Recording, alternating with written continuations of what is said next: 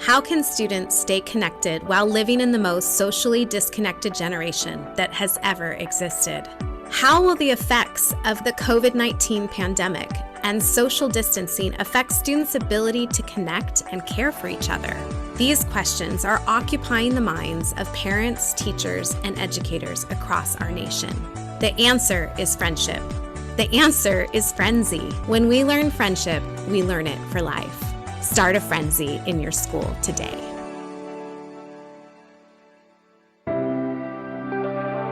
Teachers love learning. They love watching the wheels turn in a student's head and seeing their excitement when a problem is finally solved. We do too. That's why we launched Facts Ed Coaching, a fully customizable professional development program. Like a head coach uses film, we use patented video technology to support teachers and improve their skills. Teachers record lessons. Coaches give feedback in video. Then they meet virtually or in person to strategize for upcoming lessons, all on your schedule. Plus, we'll help you find funding to cover the cost of your coaching program. Because when teachers are empowered to pursue their love of learning, everyone wins. Learn more at factsed.com/coaching. Hi there, my name's Rebecca from Archangel Tablets, and I'm currently based out of South Florida. It's not just that Archangel Tablets can help the school with cutting edge technology and upgrading your fleet and everything. It's really all about the students, because those are the ones that we need to look after. If you have the right technology, you can actually give that education with those Catholic values right back to your students. So come on over and have a chat with us. Looking forward to meeting you. Designed to motivate students while supporting educators, iReady combines powerful assessments with actionable data that points to meaningful digital and print instruction. Adaptive, standards-aligned assessments provide insights into student needs, performance, and growth. Online lessons provide instruction and practice tailored to accelerate student growth, helping all learners achieve grade-level expectations and beyond.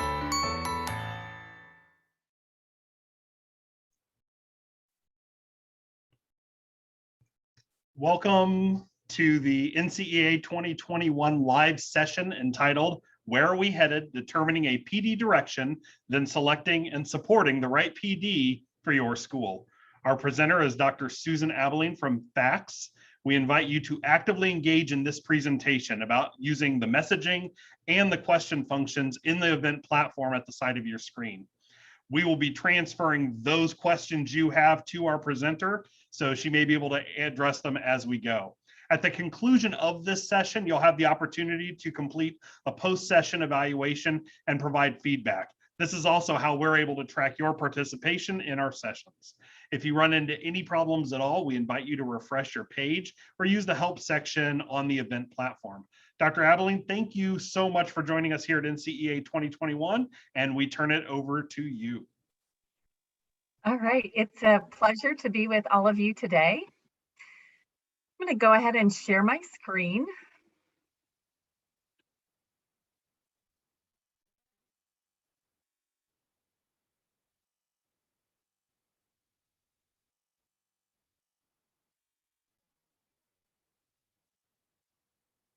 So I want to welcome you to this presentation, and please know that the presentation and a couple of the resources as well as a sample template will be shared with you through NCEA. So for this presentation, to keep it as active as possible, I would just invite you to grab a pen and a piece of paper so that you can jot down some notes.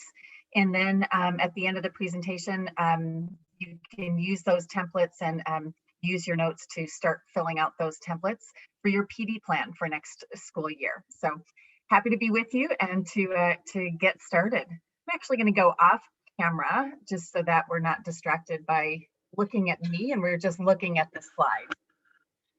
So there we go. All right.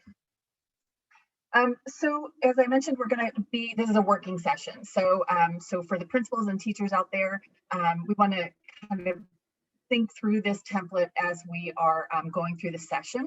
And so, so the template has 9 questions and kind of some ways to think about it in the middle column, and then thinking through your answers in the final column.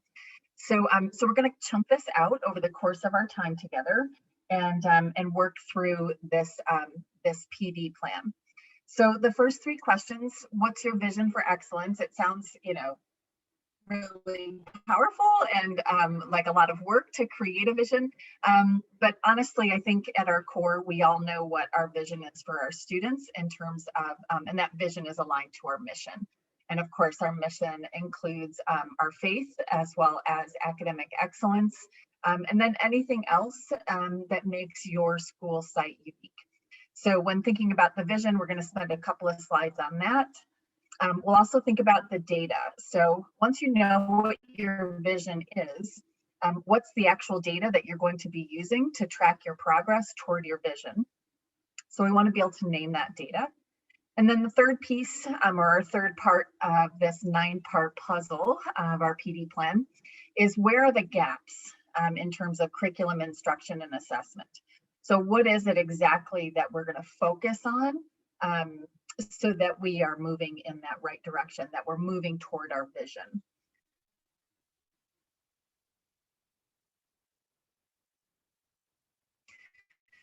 Okay, so where are we headed? So we're looking again at that kind of first question: what's your vision for excellence? And I teach a class for LMU in operational vitality, and we read a book by David Gervasio, where we, in chapter 1 is really all about kind of what is your school about, you know. And so for question number 1, thinking through, again, in terms of, we're trying to define that vision of excellence. And so we have to think about, well, what were we in the past, right? So acknowledging the greatness of our past and kind of what were those successes and wins and programs that were really effective and that that built our schools up. So we want to think about what are those wins from the past. And then what kind of school are we now? You know, we've all gone through the last year plus with COVID-19 and, you know, maybe remote learning or hybrid learning or live streaming lessons, and teachers, you know, really diving into Google Classroom, or, you know, using apps that they may not have used before. And so, so any technology curve that may have existed for staff has really been flattened. And we've got a lot of wins that came out of COVID in terms of faculty skills, teacher skills with regard to technology. So what kind of school are we now? And now as we're transitioning back to, God willing, you know, in-person teaching and learning. So thinking about what kind of school are we now and whom do we serve now?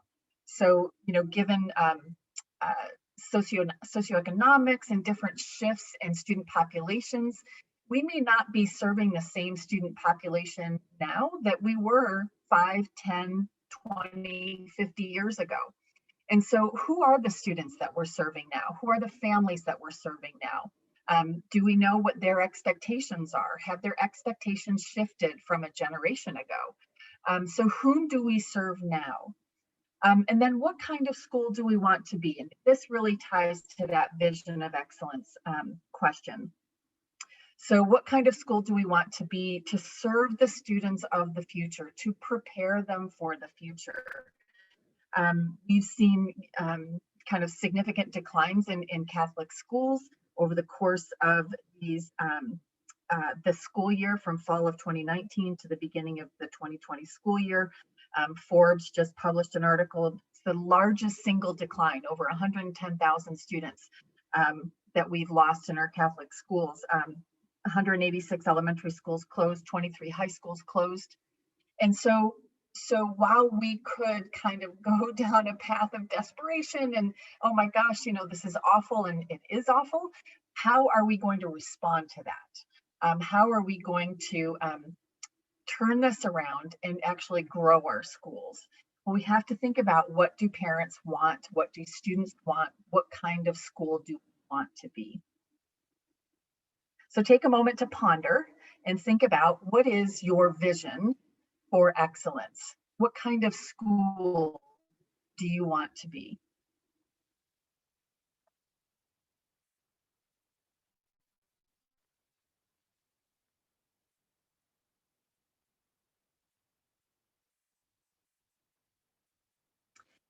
So I'll say too, some of the students that I work with through LMU, their schools really aren't facing a decline in enrollment, a decline in student population. They've actually held their population or even grown throughout over the course of this year. So even if you don't have an enrollment decline, what we are seeing is an increase in funding for schools. So again, the importance of having a PD plan that serves all students. We're seeing an increase in federal dollars going to the states through EANS funds to serve, to meet the needs of our students, close learning gaps, any learning loss that may have taken place over the last year. So something to think about. Again, what kind of school do we want to be? Do we want to shift any programs? Do we want to change?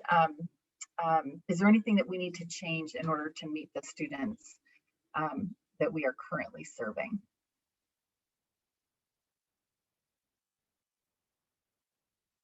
So just a quick question from the chat. The book is listed at the bottom of the screen. It's by David Gervasio. It's called Running a Smooth Financial Operation in the Catholic Grade School or High School. So thanks for that question from me.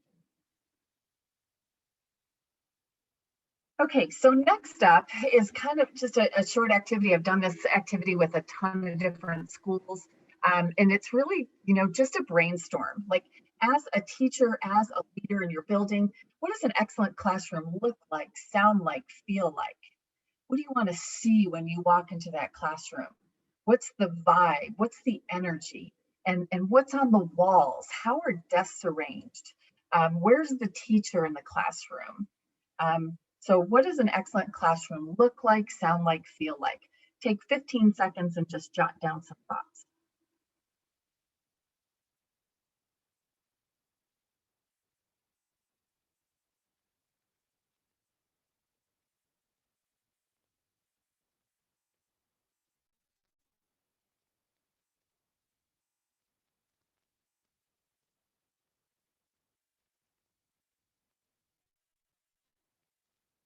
Okay, and then following up on that, let's think about the student in that classroom. What does an excellent student look like, sound like, feel like? What are their actions? What are they doing in that excellent, what is that excellent student doing in that classroom?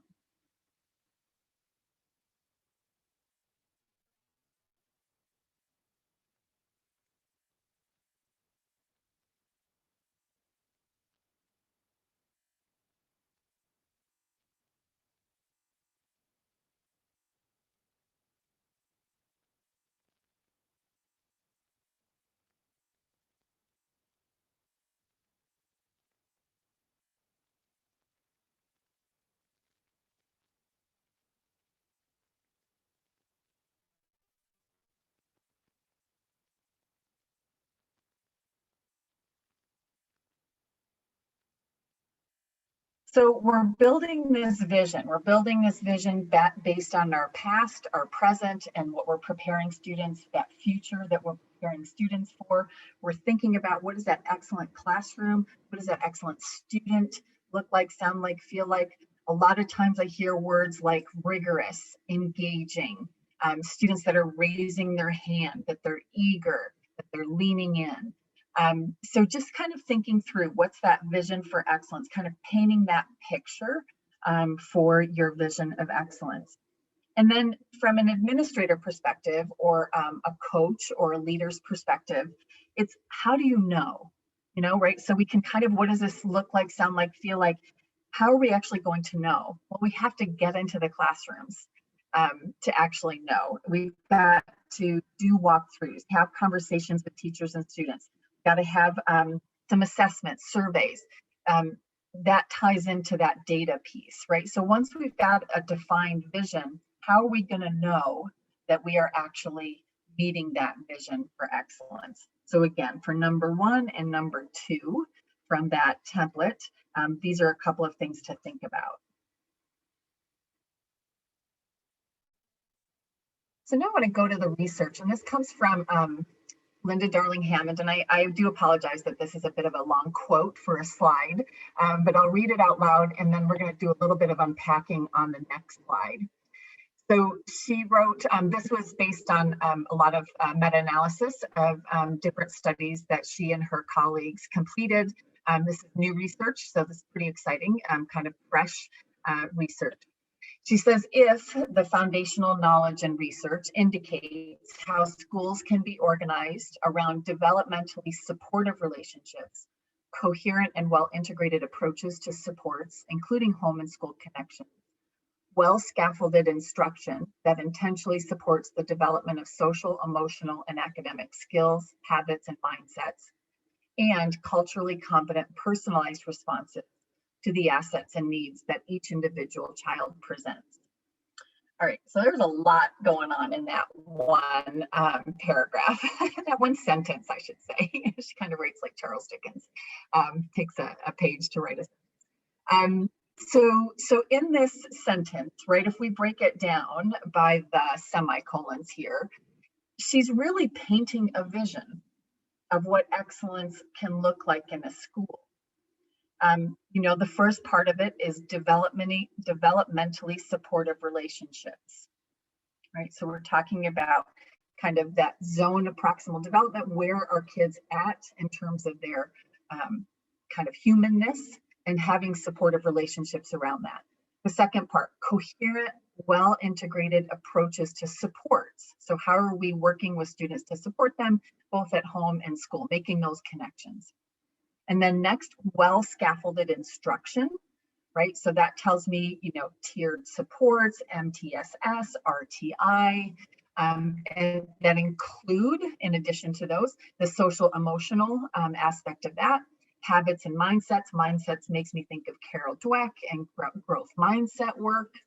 And then culturally competent, personalized responses to the assets and needs that each individual child presents, right? So cultural competency has been very kind of popular professional development topic, certainly for the last 5 or 6 years, even more so more recently. And so how are we responding to and treating every student as an asset? The culture, the language that they bring to the school, that we view that as an asset, and work with that asset for each individual child. So this is a, you know, Linda Darling Hammond and her researchers, this is kind of a vision for excellence that for her, she's actually pushing against kind of the factory model of education of the past, right? If we go to those 4 Gervasio questions, kind of what kind of school were we in the past? Perhaps we were sitting in rows, and now this is developmentally supportive relationships. That makes me think of collaborative groups. So it's making that kind of shift for students if we have not already made that shift. So for her vision to me is pretty wordy. I have to unpack it. So when we're actually creating a vision, we're gonna, I'll show you a sample at the end. We're gonna come up with something a little less jargony and more specific. So this is one more slide from her most recent research with her colleagues. And when she talks about that social emotional, essentially her 4 points in this, in that previous slide, she talks first about this supportive environment, and I apologize, this is a lot to see on a single slide, but you'll get the slide deck. It's a supportive environment. So what does that mean? Small schools, small class size, advisory periods, block scheduling, looping of teachers, right? So when a teacher, maybe a K teacher, stays with her group of students for K1, 2, and then, you know, kind of you loop that teacher with the students. Teaching in teams, longer grade spans. I think that's kind of an interesting idea there. And so those she would call our structures for effective caring. So this Roman numeral 1, supportive environment. Then we go to Roman numeral 2, productive instructional strategies. So here's where we're talking more about, you know, the productivity of students, so that it's student-centered instruction, conceptual understanding and motivation, learning how to learn, metacognitive learning strategies. You can see that on the far right side of the screen. There's great research to back that up from John Hattie on metacognition. Then if you go to the bottom left corner of the table here, we've got Roman numeral 3, social and emotional development. So there's been a lot about SEL supports. And then Roman numeral 4, a system of support. So MTSS, integrated services for students that might need that, and extended learning opportunities like before school, after school, summer school. So why does this matter, right? So this is the kind of language to think about in terms of what kind of school do we want to be? What's our vision for excellence? What are we preparing students for? Per research, which again, it's noted at the bottom of each slide, the previous slide, her research really speaks to what kind of future are we preparing students for. You know, the ability to handle stress, the ability to multitask, to work within collaboratively with others. So her research is really kind of a shift again from that factory model and working toward what she believes, what her colleagues believe is the right direction, particularly for students of low economic means. But honestly, as you look across these 4 areas, certainly can support all students.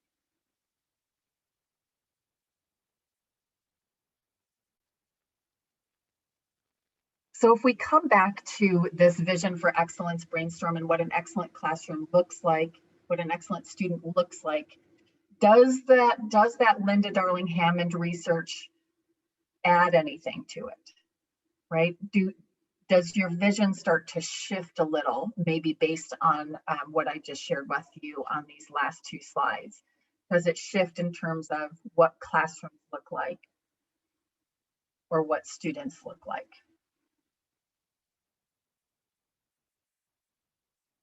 Take a moment to maybe jot down any additional thoughts that you might have.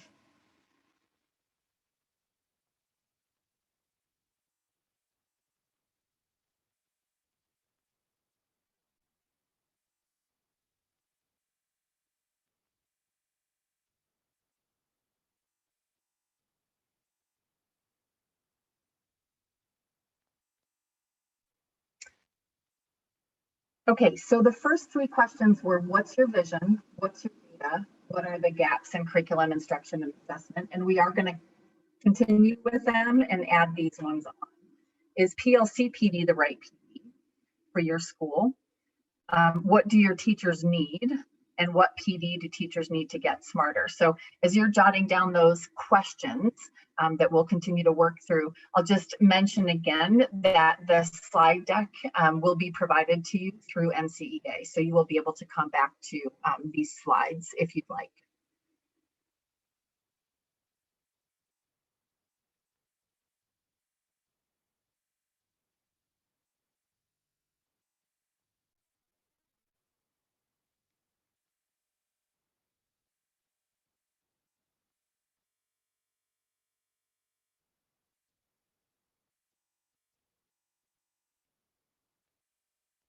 Okay, so in terms of determining the right direction for PD and some tips here, is the big picture here is to stay focused on the students. Sometimes when we talk about professional development, teachers feel like they're doing something wrong or they need to, to change, and change is kind of a bad word.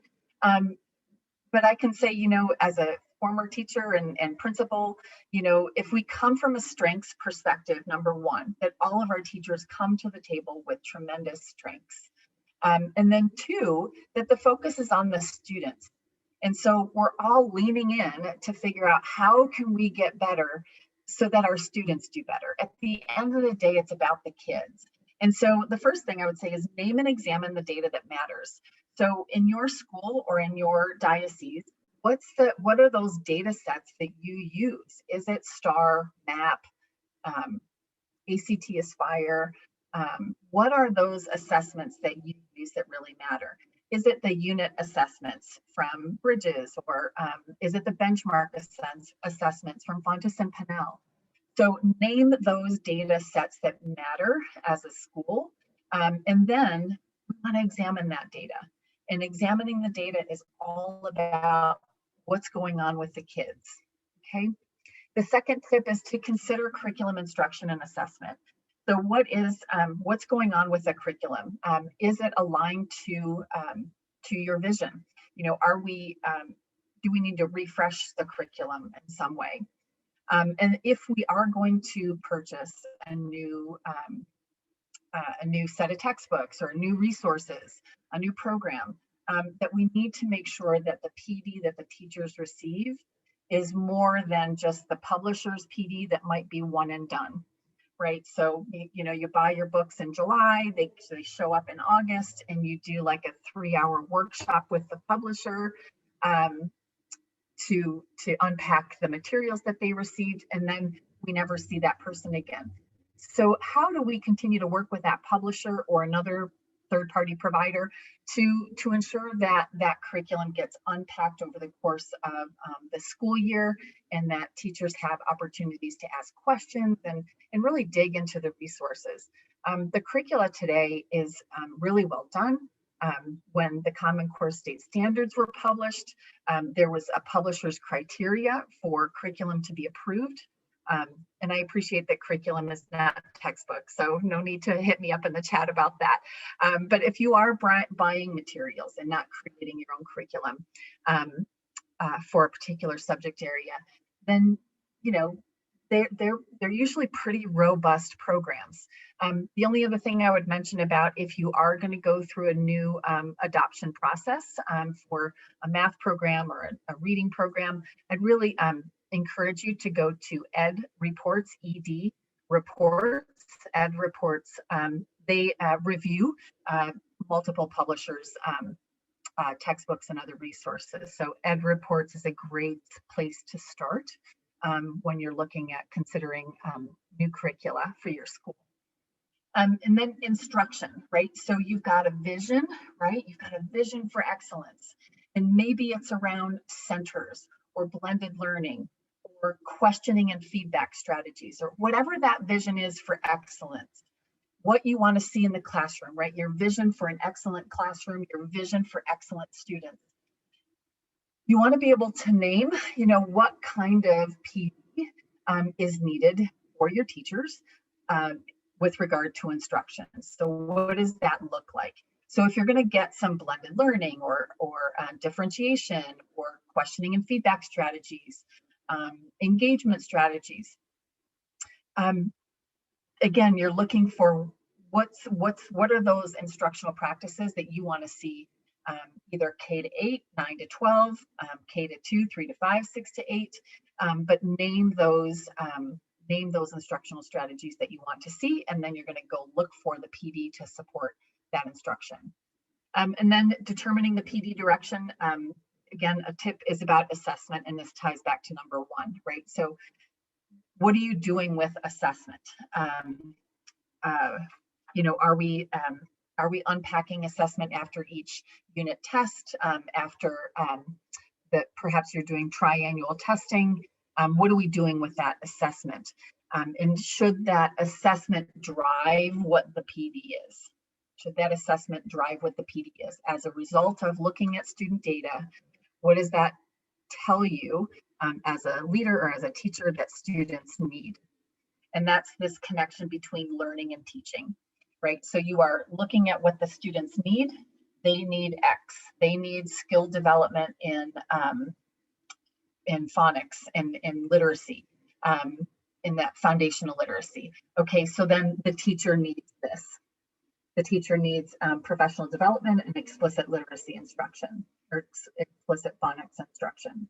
So it's connecting the dots. The kids need this, right? Because they're struggling in these skills. The assessment tells us that. So, okay, so then that means the teachers need this PD to support that. Number 4, talk to your teachers about determining a PD direction. What do they think they need? You know, bring them into that discussion of what an excellent classroom looks like, sounds like, feels like. what an excellent student looks like, sounds like, feels like. They are the resident experts. They are on the front lines of teaching and learning every day. And then lastly, I would consider the findings of that Linda Darling-Hammond report for your PD direction. So we're going to unpack these a little bit more. And in terms of selecting the right PD, again, talk to your teachers. If you've got any new teachers, they should get PD. Whether they're coming out of a credential program or they only have their bachelor's degree and have never taken a teaching course, irregardless, this is their first year in the classroom. So I would encourage anyone that has new teachers to ensure that they receive professional development. That any novice teachers, so novice teachers are your teachers in year 2 or 3, that they're not done growing. None of us are. And so what I would want to do as a principal for my novice teachers is ensure that any gaps that they still have in the fundamentals. So for me, the fundamentals are unit planning and lesson planning, environment and engagement, general instruction, and assessment strategies, like formative assessment, checks for understanding during the class. So any of my novice teachers where I see there's a gap, right? So maybe they're really just not that great at checks for understanding during class and exit tickets at the end of class. So I want to help my 2nd or 3rd year teachers close that gap so that they become stronger in their ability to check for understanding during class. So novice teachers development, I want to close some of those foundational teaching gaps. I want to be able to name what is good teaching. Again, kind of going back to that previous slide about curriculum, instruction, and assessment, is how do you define good teaching? What do you want to see in the classroom? What does that look like? And how do you know it's having an impact on student learning? So tying it back to the assessment.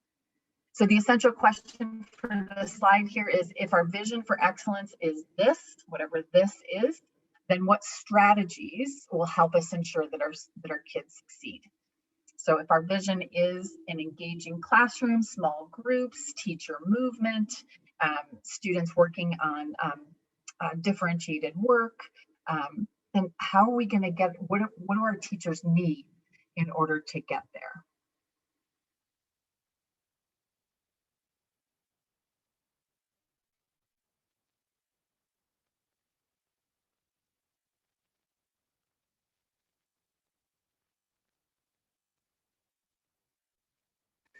Okay, so we talked a little bit about teachers and kind of where they are at. So let's now kind of transition into curriculum, instruction, and assessment. So again, just a couple of questions to think through here. For the curriculum, are your teachers really well versed in the standards, and are they content experts? So if you answered yes, great, check that box. If you answered no, then jot that down, because that may be an area for professional development. Are your curricula and resources aligned to the standards? How do you know? Right, so that's an opportunity as teachers, as a leadership team at your school, to really look at your curriculum and make sure that it is aligned to the standards. And the reason I asked that second question is because it's going to actually tie into PLCs, which is on the next slide.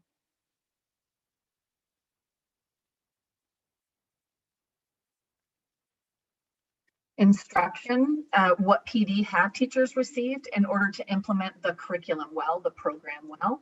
Did anyone miss that PD? So, sometimes we hire and some people don't, so they need to fill that gap, right? You did the Fontes and Pinnell PD 2 years ago, but you've hired more teachers that missed that PD. So is there any PD that we need to make up for that teachers may have missed in terms of a program that was purchased? Are the teachers implementing the curriculum resources with fidelity?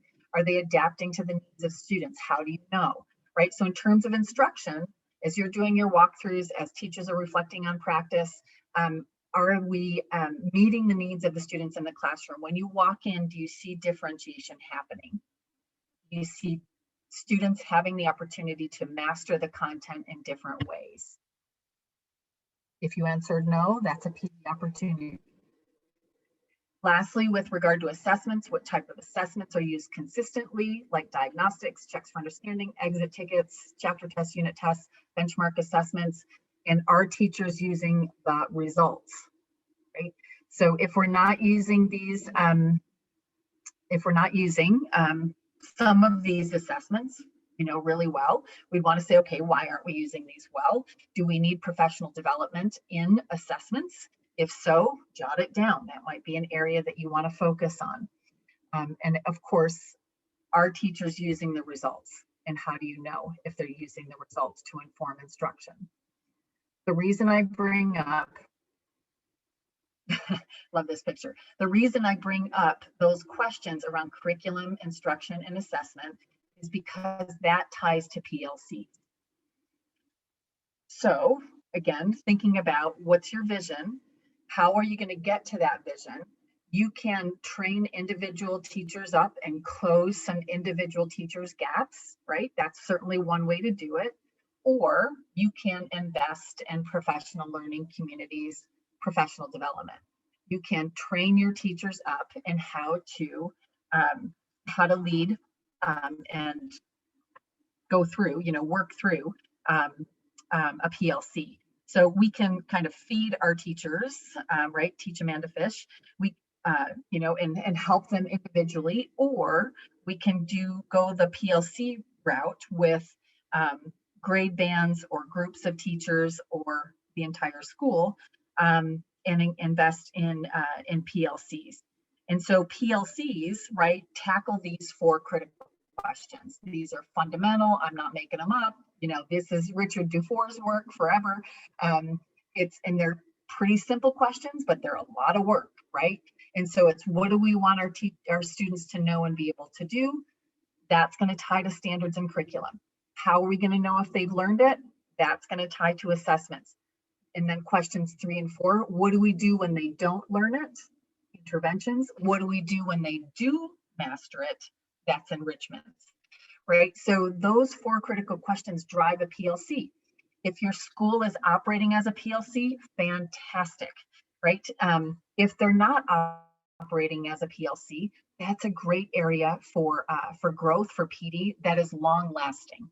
Once you establish PLCs at your school, they become kind of the work of these 4 areas: standards and curriculum, assessments, interventions, management. So I would encourage you, if you don't have high performing PLCs, to look in that direction to reach your vision for excellence. Another report that I wanted to share with you, and this is, I apologize, comes from a blog post from American University, and they reporting on a couple of other reports. So the 2009 report from the National Staff Development Council noted that while 90% of teachers said they participated in professional development trainings, most of them also said it was useless. So that's kind of a bummer, right? Right. And so why was it useless? Because they didn't use it. And that's the second quote here. A report from the Center for Public Education stresses that the duration of professional development must be significant and ongoing. That's the key. It must be significant and ongoing to allow time for teachers to learn a new strategy and grapple with the implementation problem, right? So they have to have time to test it, think about it, go back to a coach or another webinar session or workshop, and continue to refine and implement. A study that included analysis of 1,300 pieces of research found that PD programs of 14 hours or less did not affect student achievement at all. In fact, they failed to even change teachers' practices. If you walk away with anything, walk away with this nugget, right? Of the investment in focused areas of professional development that carry out over the course of at least a semester, if not the entire school year, to ensure that that PD sticks. Got to keep going back to it.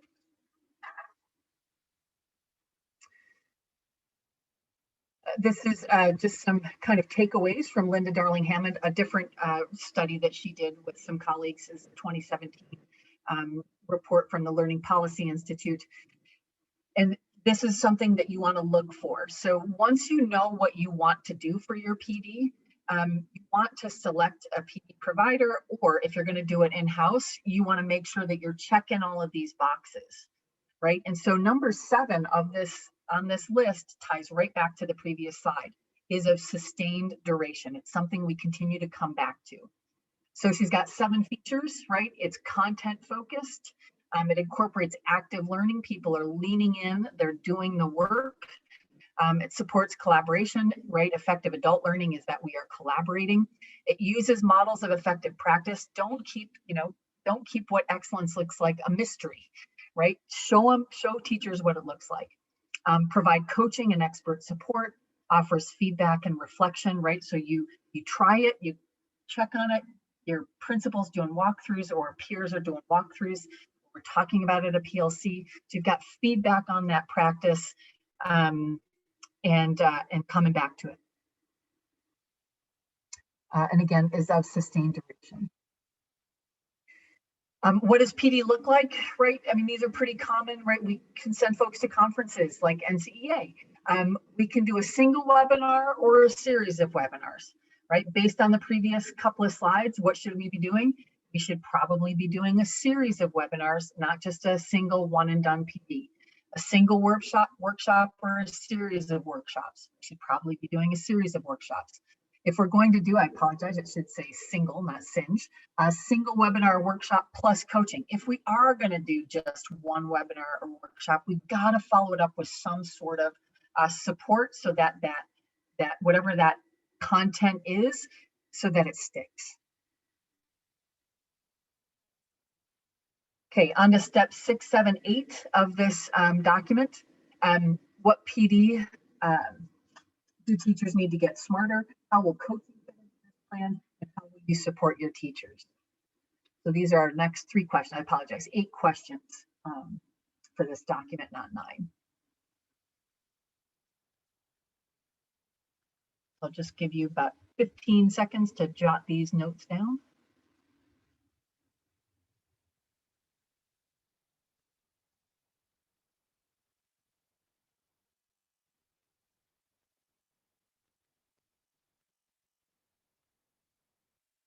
So if we're going to go with a PD plus coaching kind of model, and so these are the kinds of questions as a principal school leader you'd want to ask of that PD provider. You'd want to know what kind of program type their coaching services are. Are they in-person, virtual, or hybrid? You'd want to know about their coaches, about how their coaches were trained, about how the program is run. What's the oversight and evaluation of that program? Don't be afraid to ask these questions. You are using your federal dollars, your state dollars, your foundation or grant monies to pay for coaching. Make sure you do your due diligence and ask these questions. You want to look at program evaluation, the alignment piece, right? This is an important piece of conversation between a provider and a school, is knowing that the PD provider and the school is going to speak the same language, that the coaches or whoever you're working with is going to be supporting kind of your vision for excellence. Number 8, additive PD, right? So some companies or school districts might do PD and coaching. So what is that additional PD? And then costs, right? So we don't have unlimited funds. We do have limited funds. But we are blessed right now with some EAMS funding, about $2.7 billion dollars coming from the federal government to non-public schools across the country. So it's a nice influx of money to really support professional development. And of course, all of us also have access to title funds as well to pay for this coaching support. Going back to the blog post here from American University. According to the research cited in the book Student Achievement Through Staff Development, teachers require an average of 20 distinct moments of practicing a new skill before it comes easily to them. They need support after PD sessions are finished, but while they're still in this practicing mode, right? So a lot of times we shove all of our PD into the summer, and then we don't really do much during the year. So this is, again, a great argument to support workshops, webinars, conferences with coaching, right? So we have those touch points with an expert over the course of the school year so that teachers can implement well. How else do we support the PD? As a former principal, we want to make sure we give our teachers time to implement, and that we are, as leaders, conducting walkthroughs, engaging in conversations with teachers. You know, we went to this conference. Tell me what it looked like in your classroom. Show me what it looks like in your classroom. How's it going with that? We talked about, blended learning. Tell me about how your blended learning lessons are going these days. So engaging in conversations, keeping that PD and that vision of excellence as part of the ongoing conversations with faculty. Make PD reminders part of your agenda, integrate PD reminders into your data review. Anytime you're unpacking your NWA map data or your STAR data, let's dig into the data, but then tie it back to, well, does this PD actually support what we're seeing in our assessments? Is it paying off? Are there still gaps that we need to mitigate those gaps?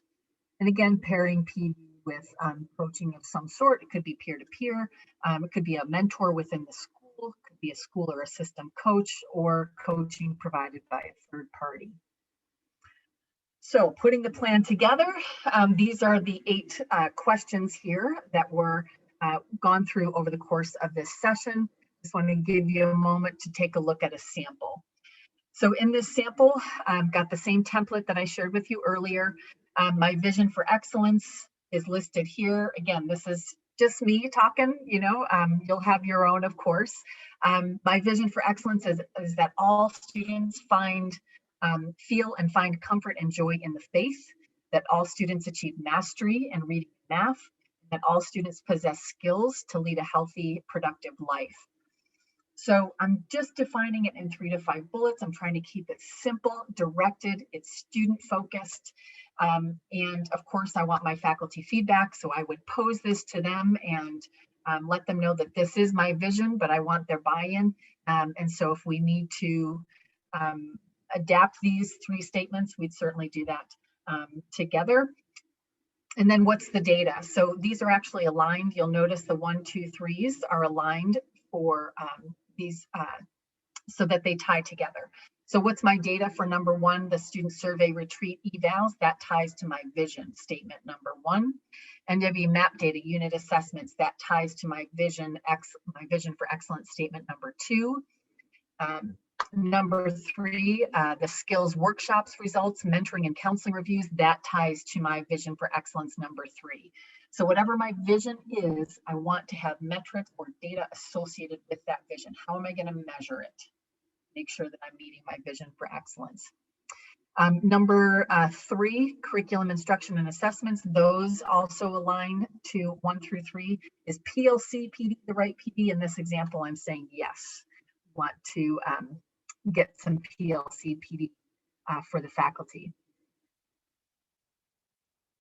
So again, this sample is included in the packet with the slide deck, the template, this sample, and the resources that I mentioned. So this is everything that you'll be getting through NCEA. Hope you've enjoyed this session. It's flown by. I am a New Yorker. I do talk fast. Thankfully, it's recorded if you ever want to watch this again. And I appreciate your time today. So I'll turn it back over to the crew at NCEA. Thank you so much. Wow, that was a lot of information and my notes are full. For all of you, thank you for attending this live session at NCEA 2021. Please make sure to complete the post-session evaluation, which I am sending to you now to get started. You probably are used to this at this point. You just need to click on that begin button at the bottom. Welcome to the rest of the day for NCEA. We have some keynotes coming up. We want you to use this opportunity to check out our other live and on-demand sessions. Hundreds of them are out there. Our learning lounges give you the opportunity to interact with your peers and with teachers in a way that's not quite the real thing, but is so very close. And our virtual exhibit hall and our bookstore are open to see some of the resources that were even mentioned in this presentation. Thank you very much, and we will see you later.